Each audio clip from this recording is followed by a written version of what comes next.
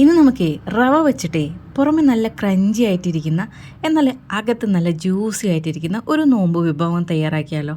വളരെ ഈസിയാണ് കേട്ടോ. ഒരുപാട് ഇൻഗ്രീഡിയൻസ് ഒന്നും ഇതിനില്ല. നമ്മുടെ വീട്ടിലുള്ള ഒന്നോ രണ്ടോ ഐറ്റംസ് വെച്ചിട്ടാണ് നമ്മളിത് തയ്യാറാക്കിയെടുക്കുന്നത്. എങ്ങനെയാണ് ചെയ്തെടുക്കുന്നത് നോക്കാമല്ലേ. ഞാനിവിടെ ഒരു 1.5 കപ്പ് വെള്ളം തിളപ്പിക്കാൻ വേണ്ടി വെക്കുന്നുണ്ട് കേട്ടോ. അതിലേക്ക് ഒരു 1/4 ടീസ്പൂൺ ഉപ്പൂടെ ഇട്ട് കൊടുത്തിട്ടുണ്ട്.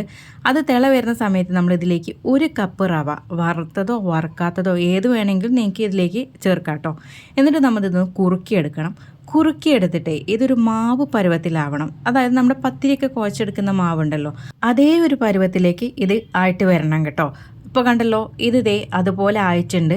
ഇനി നമുക്കിത് വേറെ ഒന്നും ചെയ്യാനില്ല. ജസ്റ്റ് ഇതൊന്ന് കുഴച്ചെടുക്കാൻ മാത്രമേ ഉള്ളൂ. ഒരുപാട് ഇങ്ങനെ പ്രഷറിട്ട് കുഴക്കേണ്ട ആവശ്യമൊന്നുമില്ല. ഒന്നൊന്ന് മിക്സായി കിട്ടിയാൽ മാത്രം മതി. കയ്യിൽ ഒട്ടാതിരിക്കാൻ വേണ്ടിയിട്ട് ഞാൻ അല്പം വെളിച്ചെണ്ണ ചേർത്തിട്ട് ഒന്ന് കുഴച്ചെടുക്കുന്നുണ്ട് കേട്ടോ. ഇനി നമുക്കിതൊന്ന് ബോൾസ് ആക്കി എടുക്കുകയാണ് ചെയ്യാനുള്ളത്. ബോൾസ് നമ്മൾ തയ്യാറാക്കുന്ന സമയത്ത് ഭയങ്കര വലുപ്പത്തിൽ തയ്യാറാക്കേണ്ട, ഒരു മീഡിയം അല്ലെങ്കിൽ ഒന്ന് ചെറുത്, ആ രീതിയിൽ അങ്ങ് റെഡിയാക്കി എടുത്താൽ മതി കേട്ടോ. ഞാനിപ്പോൾ ഇത് ഒരു മീഡിയം സൈസിലാട്ടോ എടുക്കുന്നത്. ചെറുതാക്കിയിട്ട് എടുക്കുകയാണെങ്കിൽ അങ്ങനെയും നിങ്ങൾക്ക് ചെയ്തെടുക്കാം. ഇനി നമുക്കിതിലേക്കുള്ള ഫില്ലിംഗ് ഒന്ന് റെഡിയാക്കി എടുക്കണം. അപ്പോൾ അതിന് വേണ്ടിയിട്ട് ഞാനിവിടെ 1 കപ്പ് തേങ്ങ ചിരവിയത് എടുത്തിട്ടുണ്ട്. ഇതിലേക്ക് നമുക്കൊരു 1/4 കപ്പോളം ശർക്കര ചീവിയത് ചേർത്ത് കൊടുക്കുന്നത് കേട്ടോ. ഇതിലേക്ക് നമുക്ക് ഏലക്കാപ്പൊടി ഒരു 1/4 ടീസ്പൂണും കൂടെ ചേർത്തിട്ട് ഒന്ന് നമ്മൾ മിക്സ് ചെയ്തെടുക്കാം. നിങ്ങൾക്ക് കാഷ്യൂനട്ടൊക്കെ വേണമെങ്കിൽ ചേർത്ത് കൊടുക്കാം. അതിൻ്റെ ഒന്നും ആവശ്യമില്ല, എന്നാലും നല്ല ടേസ്റ്റാണ്. ഇതുപോലെ ഉണ്ടാക്കിയെടുത്താലും മതി കേട്ടോ. അപ്പോൾ നമ്മുടെ ഫില്ലിങ് ഇവിടെ റെഡി ആയിട്ടുണ്ട്. ഇനി നമുക്ക് നമ്മൾ നേരത്തെ റെഡിയാക്കി വെച്ചിട്ടുണ്ടായിരുന്ന ബോൾസ് ഉണ്ടല്ലോ, അത് നമുക്കൊന്ന് പരത്തിയെടുക്കാം കേട്ടോ. ഞാനിവിടെ കയ്യിൽ തന്നെ വെച്ചിട്ടാണ് പരത്തിയെടുക്കുന്നത്. കയ്യിൽ വെച്ചിട്ട് തന്നെ പരത്തിയെടുത്താൽ മതി. ഇനി നിങ്ങൾക്ക് ഇങ്ങനെ പരത്തിയെടുക്കാൻ ബുദ്ധിമുട്ടുള്ളവരാണെങ്കിൽ ഒന്നെങ്കിൽ പൊടി ഇട്ടിട്ടോ അതല്ലെങ്കിൽ എണ്ണ തടവിയിട്ടോ ഒന്നൊന്ന് ഇങ്ങനെ റോൾ ചെയ്ത് എടുക്കുകയാണെങ്കിൽ അങ്ങനെയും നിങ്ങൾക്ക് ചെയ്തെടുക്കാം. അപ്പോൾ ഞാനിപ്പോൾ ഇത് ഇവിടെ റെഡിയാക്കി എടുത്തിട്ടുണ്ട്. ഇതുപോലെ ഈ സൈസിലാണ് ഞാൻ പരത്തിയെടുത്തേക്കുന്നത്.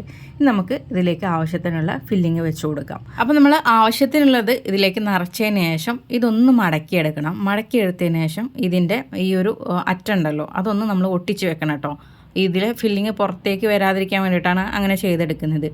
അപ്പോൾ നിങ്ങൾ ഈ ബോൾസ് നമ്മൾ തയ്യാറാക്കുന്ന സമയത്ത് ഭയങ്കര വലുപ്പത്തിൽ എടുക്കേണ്ട. അങ്ങനെ എടുക്കുമ്പം ഇത് പൊട്ടാൻ ഒരു ചാൻസ് കൂടുതലാണ്. റവയാണല്ലോ, അതിലേക്ക് നമ്മൾ മൈദ ഒന്നും ചേർത്തിട്ടില്ല, റവ വെച്ചിട്ട് മാത്രമാണ് ചെയ്തെടുക്കുന്നത്.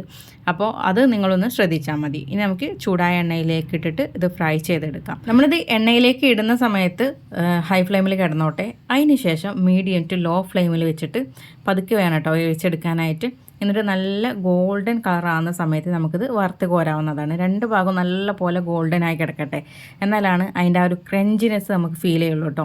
ഇത് എനിക്ക് ഈ ഭാഗം ഇത്രയും ക്രഞ്ച് വേണ്ടാന്ന് ഉള്ളവർക്കാണെങ്കിൽ കുറച്ചുകൂടെ മുമ്പ് കോരി എടുക്കുന്നവർക്ക് അങ്ങനെയും എടുക്കാം കേട്ടോ.